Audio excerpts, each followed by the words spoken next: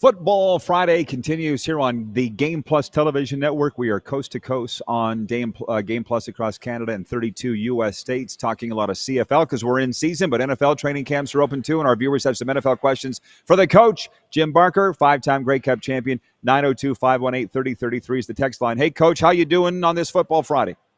Doing fantastic. It's hotter than heck here in Toronto. Holy cow. It's like That 35 Toronto. and feels like 45. That It's Toronto unbelievable. humidity. Yeah, aren't you glad that you're not playing in it, Coach? There'll be some guys losing some weight in that football game there tomorrow with the Winnipeg Blue Bombers in town. You know, Calgary's got the nice summer weather, though, but that didn't have to help the Stamps last night. How big of an upset was it in your mind, Montreal winning in there 23-21? Well, I thought it was a huge upset because they didn't have their quarterback. Montreal didn't. And to go into that place, which is tough anyway, the altitude bothers visiting teams. It's an issue. And they went in, and again, how big of a factor was Vernon Adams getting hurt? It was huge. But I thought McLeod Bethel Thompson, I thought he played his best game as a backup. And there's a way to playing as a backup that's different than a starter. It's why our whole deal about the Davis Alexander starts. So, again, I thought that McLeod he was solid. He did, he threw one interception, but again, for the most part, he was solid and kept the team in the game. And then he gave him a chance to win it at the end. And the Maltos kid put it in from 50 plus. And just a fantastic CFL game. I thought it was hard hitting. There was good tackling on both sides. The fundamentals were good. I mean, yeah, there were some penalties, but it was not a poorly played game by any stretch. And VA gave some excitement. So it was an exciting game and a great way to kick off the weekend because it's a great weekend this weekend. The best team in the CFL is blank. I heard you ask that. I would say Saskatchewan, but I'd put an asterisk next to Hamilton because they've won 4 in a row. They started that 4-game winning streak, basically doubling the score on Montreal, 35-17. And like I say, they're on a roll, but they beat Ottawa twice. And can you count beating Ottawa as, great wins? But they've won 4 in a row. But I would say Saskatchewan, and tonight's game will be it should be a really good football game. Again, can Saskatchewan not make penalties and not turn the ball over? And I think they'll have a great chance. I think the whole situation in Edmonton is fascinating. I mean, in the off season, you make a decision. Last year, Chris Jones get fired game 6, basically. He refused to play Trey Ford. He kept playing McLeod and ended up getting fired game 6. By game 7 or 8, he was in as a starter. They make an evaluation and say, no, this is going to be our guy. This is the quarterback of the future. And now 5 games in, they say, well, maybe not. Maybe he's really not. And I thought you made a great point early in the first hour when you talked about the locker rooms. And the people who know are those players in the locker room. And they know who should be starting.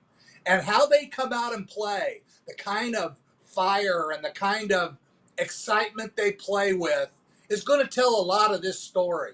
If they come out and they are fired up and they're excited about Cody being in there, and then they look at it as all they're trying to do is win games, which I'm sure is what they're doing. I mean, Mark Killam, he wants to win the football game. And again, I thought Milt Stegall had a great point last night when he said the bottom line is they got to win right now because, you can go so far with trying to develop your quarterback. But the bottom line is if they made a mistake, they made a mistake. But they felt like he was the best guy for the team. So you're going to have – last year you had the Nathan Rourke and Vernon Adams thing in BC where you had basically a split team because VA played – he was 5-1.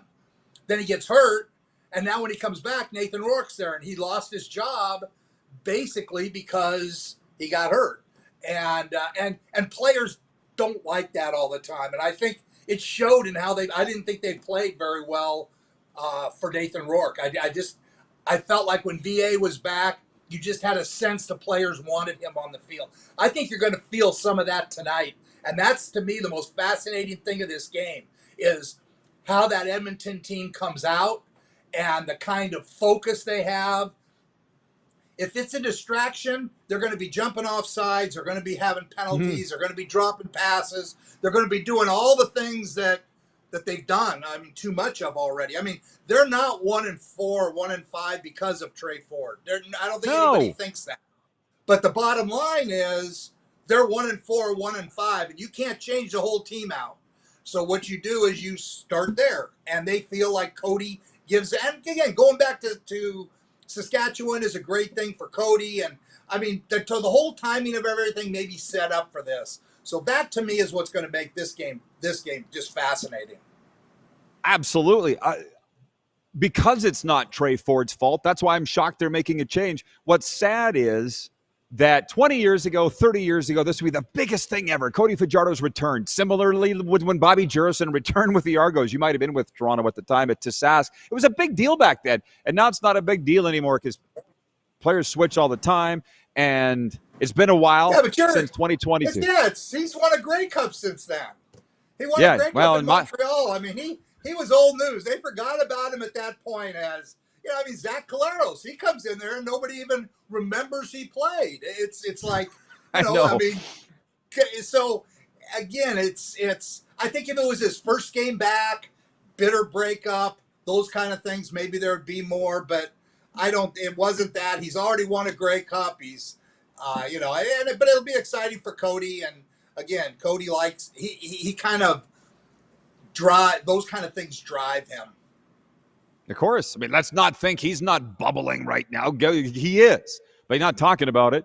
And yeah. So, okay, well, that could go on with you forever, but the viewers have a lot of questions for you. Just one more on Trey Ford. Nelson writes in and he says, Jim, do you feel Trey's performance comes from underdevelopment, thanks in part to Chris Jones' refusal to play him, or is this a team issue and not a player issue?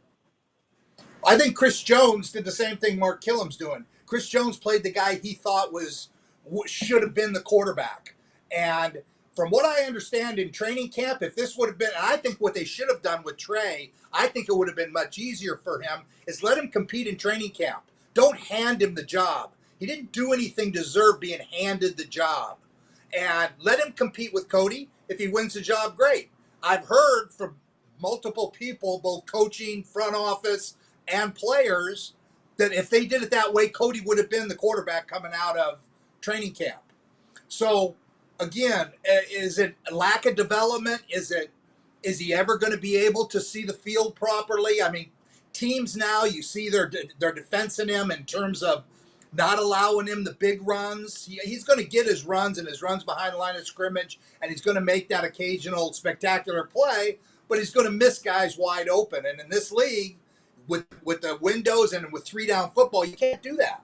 I mean, the most efficient quarterbacks, the Ricky Rays, Dave Dickinson, Doug, they were very, very accurate. Trey hasn't shown that yet. So, again, he had one game when he was very accurate, and I think he graded 100%. But I think this is just a case of he is where he is, and this is a team that's in desperate need of a win. And they're playing the guy they think gives them the best chance to win. Will he continue to develop? Yeah, he's going to continue to develop. The question is like he goes in, if Cody was to get hurt and he goes in and becomes a starter, he's going to get great reps then, and with a different kind of pressure than what he was under this year. And again, it goes back to the whole Davis Alexander 4-0 or 8-0. 4 was as a backup. So, that's kind of my take on it. Rob in Las Vegas writes in, and he says, Coach Barker, does Taylor Elgurizma make the Packers' 53-man roster, practice squad, another NFL team, or does he head to the Bombers in the CFL? I think he's going to hang around. He's 6'5", strong-arm guy. You don't know how many reps he'll get. He's running fourth team, so he doesn't get much in practice. But I think he'll hang around a little bit down there on PRs and that kind of thing. And then so much of it depends on injuries at the quarterback position, in the whole league. And, we hope he gets an opportunity. Speaking of quarterbacks, Rod. Yeah. Speaking of quarterbacks, Chad Kelly. Okay, there's a thing going. So he practices on Monday. and felt great. Ryan Dinwiddie felt he practiced great. So I've been through this a lot. When you have a guy who's been out a long time, he's got to practice well and that kind of thing. And it wasn't a heavy practice. It was a light practice. It was their day A practice because they're playing tomorrow on Saturday. So it was kind of a light practice. But what happens is when you think he's ready, you send him to get an MRI or a scan or whatever. And the fact he hasn't been there for 2 days tells me he went and got his scan, and the doctor said there's no way this guy's playing on this leg. And what'll happen is they'll meet with doctors again, probably they'll bring in a specialist or something and meet over the weekend. And my prediction is he's going to be out for the season. They're going to have to do something. That's just my prediction. I got that from nobody. That is my prediction based on just my history and watching the way these things happen and the fact he practiced well and then doesn't show up for 3 days. I know that there was problems with the strength coach and the training the rehab that they had him on. And that's one big reason he's going to Buffalo for his training. So again, that's my prediction on what is going to happen. I think he's going to be out for the year, but you never know. Paul in Humboldt writes in, he says, Buccaneers 450-pound O-lineman Desmond Watson has been put on a diet at training camp. Does Coach Barker have an opinion of what his playing weight should be? Well, I haven't seen the man. If he's 6'8", he could probably play at 360 or 350. Playing over 400 pounds is difficult, and that's why a lot of guys in the NFL would have trouble in the CFL because our game's a spatial game, and guys over 300 pounds struggle. The Argos just signed a defensive lineman named Correa who's 340. That's what he was when he came out. He was 340. So it's going to be interesting. He's going to dress tomorrow. Be interesting to watch a guy like that in his first effort in the CFL, how he's able to handle, because it's just bigger guys struggle in the CFL. A guy with Tampa Bay, again, I think they're going to want to get him down. They're going to probably try to get him down to 340, 335 in that range. If he's 6'5", if he's 6'8", 6'9", he can probably hold 370, 360. What you don't want is that he's so big he can't move his feet.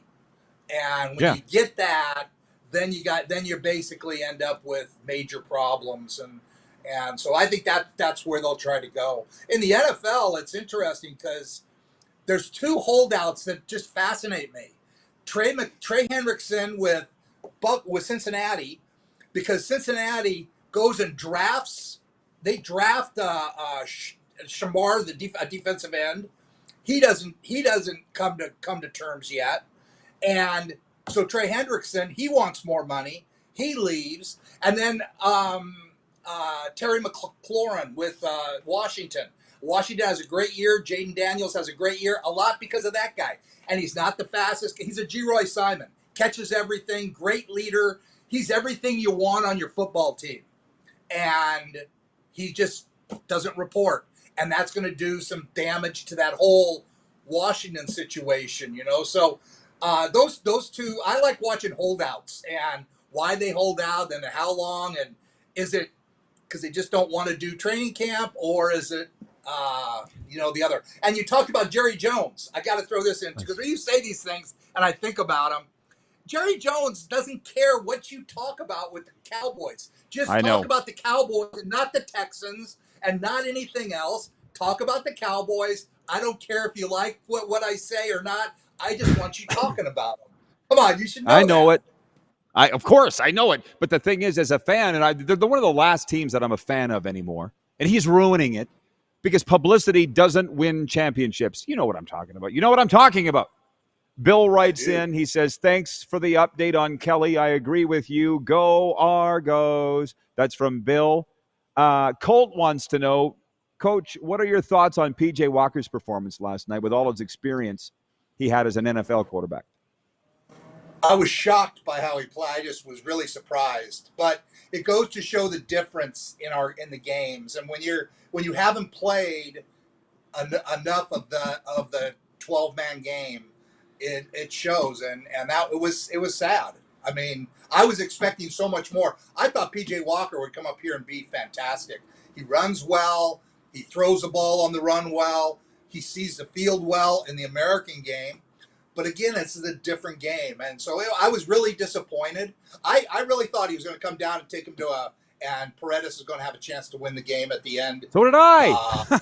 I really did. I thought that's what was going to happen, and it didn't. And again, I was surprised. So I don't know how else to put it. I thought PJ Walker would be much more prepared and ready to play than he actually showed. Isn't it funny? I don't know if, not to put you on the spot, but do you remember a quarterback? I just feel like when they walk on the field, you can just tell that they have it in the CFL. I can't say as much about the American game, and PJ didn't do it. We've seen a lot of guys that have. Is there anybody that comes to mind that just they come into a game and just the lights come on and he comes on? Davis Alexander is the closest thing we've seen to that. When Davis Alexander came out as a rookie last year or his first time playing, he just had a calmness about him. Chad Kelly had that with Toronto. You know, when he first got his first time when he was behind McLeod, he came in the game and there was a calmness about him, and everybody around him had a calmness. And I think that's what quarterbacks have to be able to do. That's what Cody will bring to the Elks tonight. There'll be a calmness on that team, hopefully an excitement too, but a calmness that maybe they haven't had before, in these first few games with Trey. So isn't that amazing? Yeah, to me, that's what it is. It's a calmness. It's just a quiet confidence in what you do. And PJ definitely did not have that last night. Wouldn't it be nice if they had a metric for that you can measure calmness? I think they do. It's a heartbeat monitor. But it's like, because everybody gets all geeked up about Michael Bishop's arm and so-and-so's speed and, scrambling ability. Drew Willie was a guy that came into a game and just, you wondered if he had a heartbeat. And if he hadn't had his head scrambled, in some games mentally, you know what I'm saying, though. He's the one who got me fired. So he was my last big move, was bringing him in when Ricky got hurt. And I think he was done by then, He was done. Yeah, he was. That's why we were able to get him when we got him, and he was done. There's no doubt about it. Quickly, Kirk wants to know from Toronto if the Argos can make the playoffs without Chad Kelly. No, I don't believe they can. I just don't believe they. I think they decimated their lines to a point now that they're not recognizable. They're going to be starting Tyshawn Blackburn at Sam linebacker tonight or tomorrow, which is a Canadian free safety. I just think that there's too many holes. Their offensive line is a complete shambles. They got rid of Dejon Allen at right tackle, and now they've started 4 different right tackles. And so again, Arbuckle. It's not Arbuckle's fault. I mean, there's a lot of pressure every game, and they can't run the ball. They don't have a running back. They got rid of Kadeem Carey. There was just too much change, and I don't believe they have any kind of chemistry or anything from the past. Whoops. And we ran out of time. Sorry, Coach, but great job. Enjoy the football, and we'll see you in a week. And we'll be right back with a sports update after.